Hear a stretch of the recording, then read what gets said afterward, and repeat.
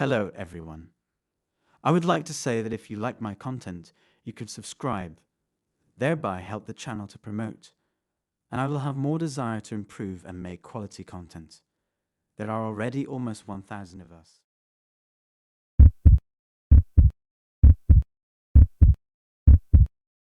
The sun had long since set over the sprawling city of Austin, Texas, casting shadows across the deserted streets. In one of the less reputable areas of the city, a lone figure paced anxiously in a dimly lit alleyway. Lenora Ifrego was young, beautiful, and desperate for money. She had turned to Craigslist to find work and had been hired by a man named Ezekiel Gilbert for $150 per hour. The job was simple: keep him company for the evening. Lenora had arrived at Gilbert's address, a modest apartment complex on the outskirts of the city, and had spent several hours in his company.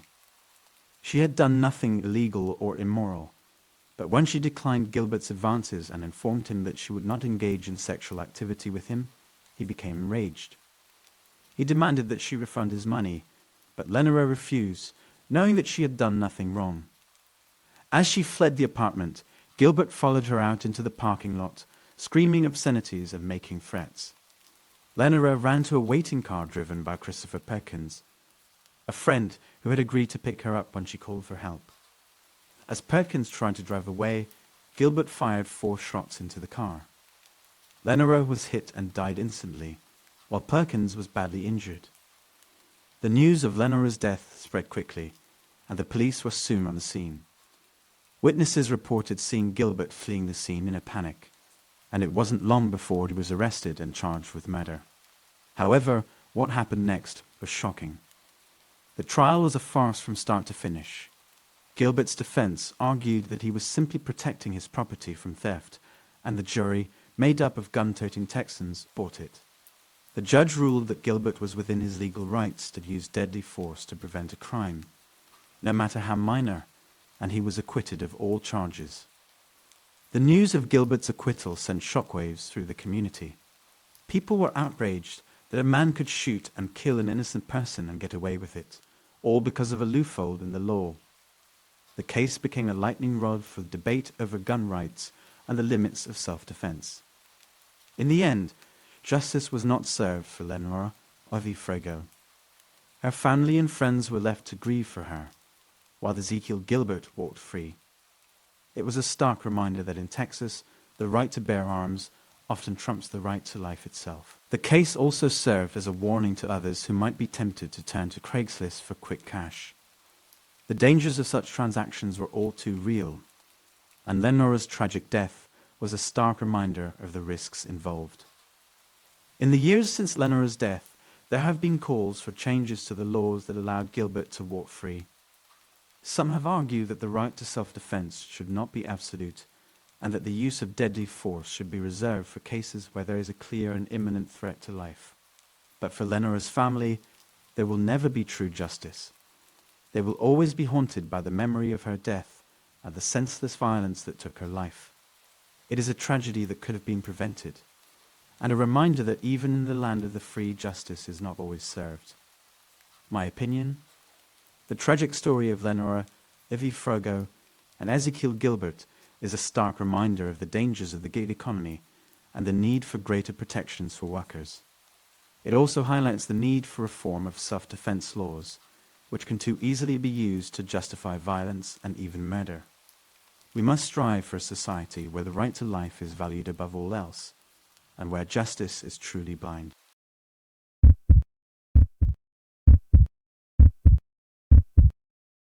I was recently told a story that could have turned bad. Here it is.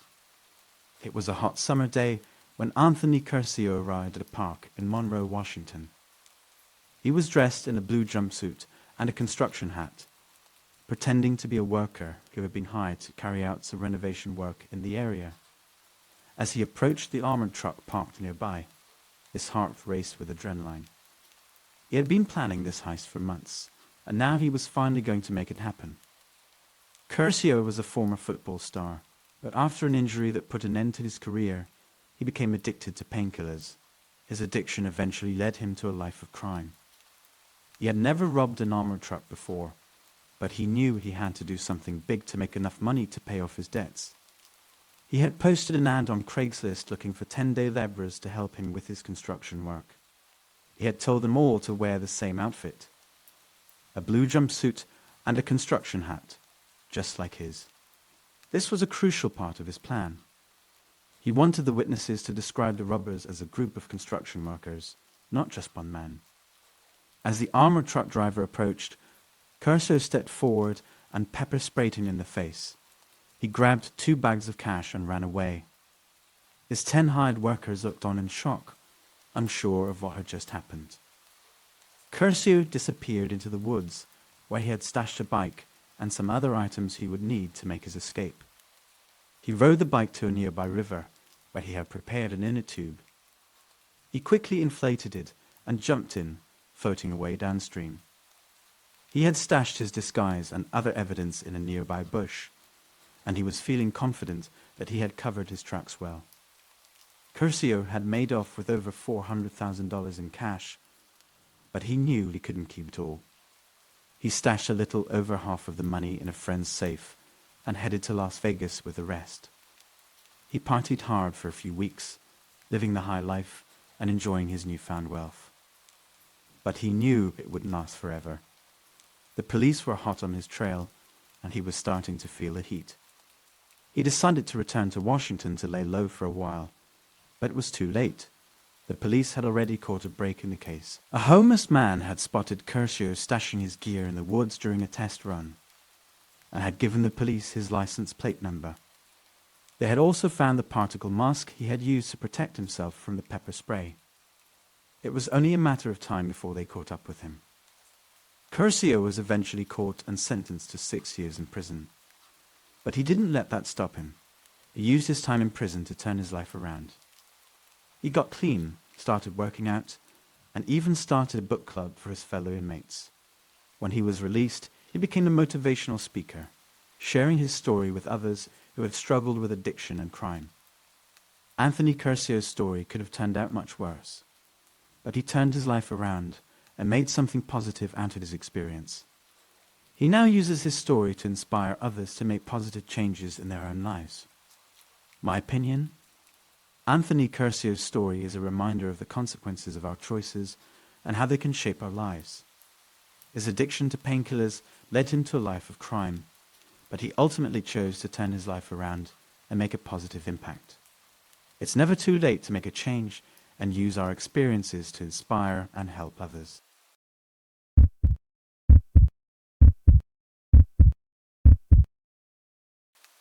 Scott Davis had hit a rough patch in his life.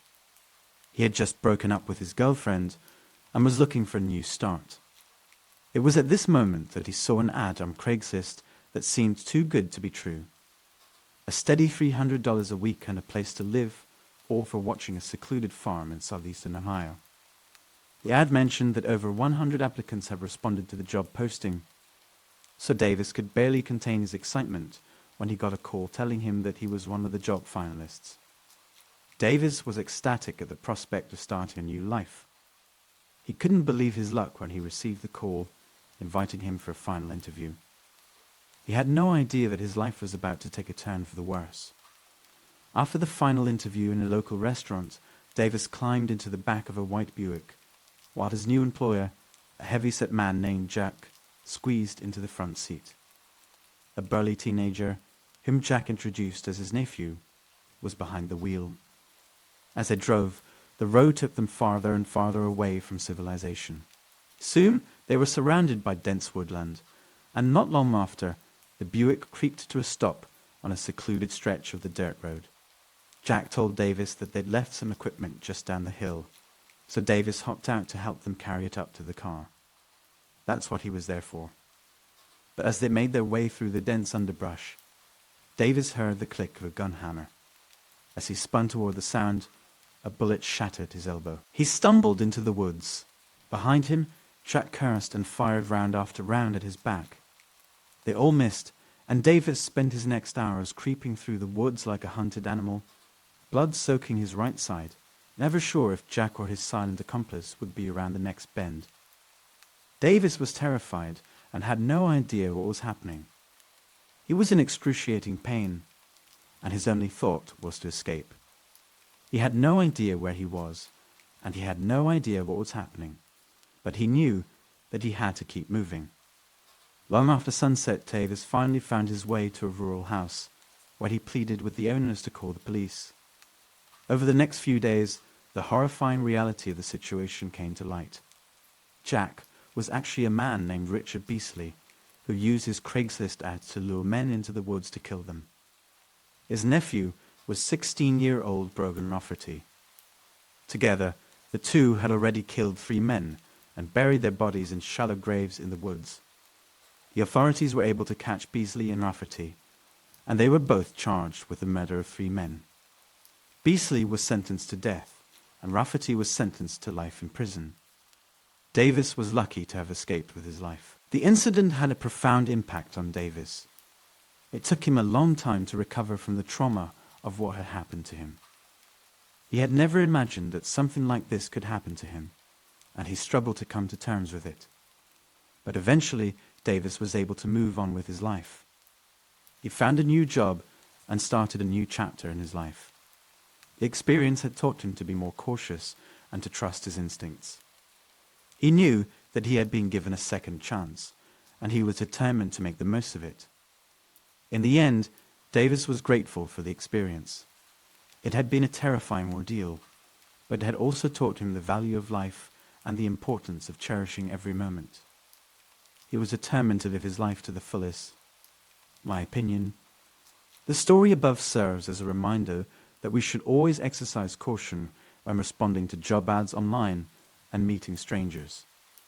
It also emphasizes the importance of trusting our instincts and being aware of our surroundings, especially when we find ourselves in unfamiliar places.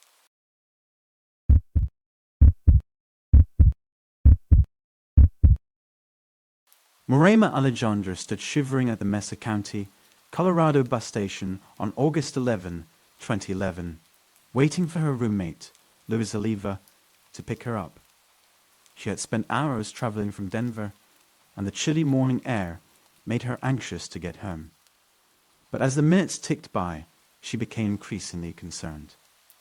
Luis had promised to be there to meet her, but he was nowhere to be seen. After several unsuccessful attempts to reach him, Morema decided to call the police. When the deputies arrived at Luis's home, they found a horrific scene. Luis was lying naked on an air mattress, surrounded by a pool of blood. It was clear that he had been brutally murdered. Investigators soon discovered that Luis had been running a male massage service on Craigslist, which led them to suspect his partner, Brandon Wathen. However, Brandon had been working out of town on the night of Luis's death, making it unlikely that he was involved. The investigation turned to Craigslist records and emails, leading investigators to one man, Billy Joe DeLacy. He had been Luis's last customer before his death, and all evidence pointed towards him. However, DeLacy's story kept changing, and he seemed to be hiding something. At first, DeLacy denied ever visiting Luis's home, but later he admitted to being there. He claimed that he left before anything happened and that he was paying rent at the time of the murder, but his checks were dated after the killing. Investigators also found child pornography on his computer, but DeLacy insisted that he had stolen it.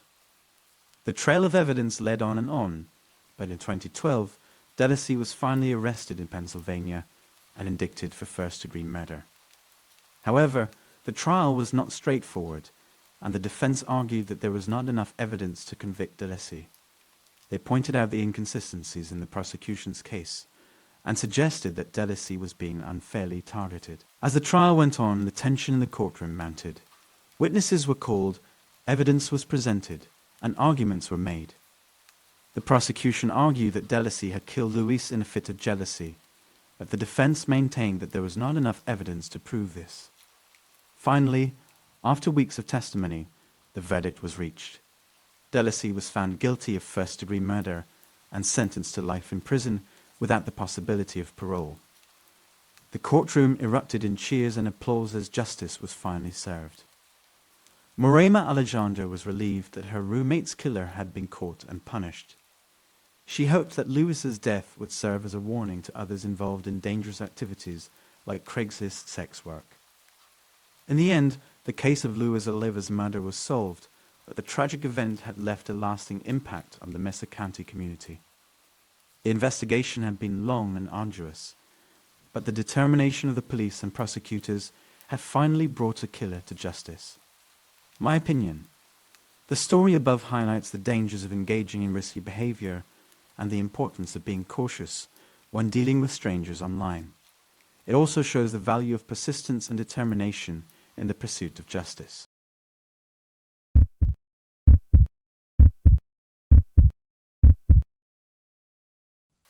James Sanders had always been a hard-working man, doing everything he could to provide for his wife and 2 sons. He had recently come into possession of a beautiful diamond ring that he believed would fetch a pretty penny on the market. He decided to sell it on Craigslist, hoping that the extra money would help his family out in some way. After posting the ad, he received a response from a young married couple who were interested in purchasing the ring. They agreed to meet at James' home in Edgewood, Washington, that evening so they could take a look at the ring in person. James was excited about the potential sale and prepared the house for the couple's arrival. However, things took a turn for the worst as soon as the couple arrived. As soon as they walked in the door, the husband pulled out a gun and ordered everyone to get on the floor. James, his wife, and his 2 sons were all terrified as the couple tied them up. As if that weren't enough, 2 more armed men arrived on the scene, making the situation even more dangerous. One of the new arrivals was particularly rough and even hit James' 14-year-old son with the barrel of his gun. James couldn't stand to see his son in pain and fear any longer. He knew that he had to do something to protect his family, even if it meant risking his own life. He managed to free himself from his restraints and lunged at the man who had hit his son. Unfortunately, the man was prepared for James' attack and shot him 3 times. James died in his wife's arms, leaving his family devastated and heartbroken. The news of the brutal attack quickly spread throughout the community, and law enforcement officials began an intensive search for the suspects. 3 days later, a routine traffic stop in California led to the arrest of 3 of the suspects: Kiyoshi Higashi, Joshua Reese, and Amanda Knight. A few days later, the 4th suspect, Kaban Bernard, turned himself into authorities in the face of a massive statewide manhunt. All 4 of them were charged and ultimately sentenced to 123 years in prison for their involvement in the crime. The Sanders family was left to pick up the pieces and try to move on from the tragedy that had struck them. They struggled to come to terms with James' senseless and tragic death, but eventually found solace in their memories of him and the love and support of their friends and community. In the end, the tragedy that had befallen the Sanders family served as a stark reminder of the dangers that lurked in the world and the importance of being vigilant and cautious in all of our interactions with others. James' death was a devastating loss, but his memory would live on in the hearts of those who loved him. My opinion: the story above serves as a reminder that the world can be a dangerous place, and that we should always be cautious in our interactions with others. It also highlights the importance of family, and the lengths that we will go to protect those we love.